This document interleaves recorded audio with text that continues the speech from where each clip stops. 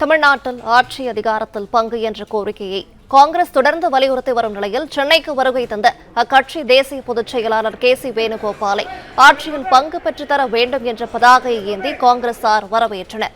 விவரங்களை தருகிறார் செய்தியாளர் ஜெபர்சன். ஜெபர்சன், வணக்கம். விவரங்களை சொல்லலாம். தமிழகம் மற்றும் புதுச்சேரியில கட்சி நிகழ்ச்சியில பங்கேற்பதற்காக இன்று அக்கட்சியினுடைய தேசிய பொதுச் செயலாளர் கே.சி. வேணுகோபால் சென்னைக்கு வருகை தந்தார்.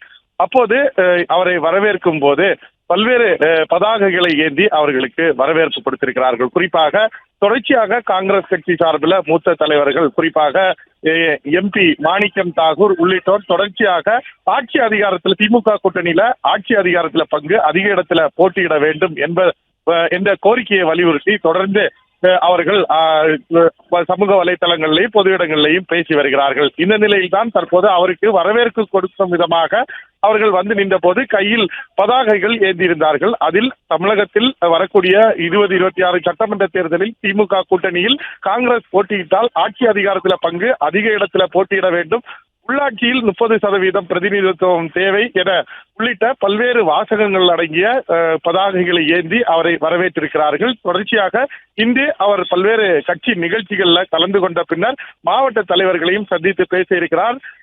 அக்கட்சியினுடைய காங்கிரஸ் கட்சியினுடைய தேசிய பொதுச் செயலாளர் சென்னைக்கு வரும்போது அவரை வரவேற்கும் போது அதே கோரிக்கை திமுக காங்கிரஸ் கூட்டணியில இது போன்று பொதுவெளியில பேச வேண்டாம் என்று காங்கிரஸ் கட்சியினுடைய தமிழக தலைவர் செல்வ பெருந்தகை கூறியிருக்கக்கூடிய கருத்தை எல்லாம் மீறி தற்போது தேசிய பொதுச் செயலாளரை வரவேற்கும் போது ஆட்சி அதிகாரத்தில் பங்கு என்ற கோஷத்தோடு பதாகைகளோடு அவரை வரவேற்றது அக்கட்சியினரிடையே பரபரப்பை ஏற்படுத்தி இருக்கிறது.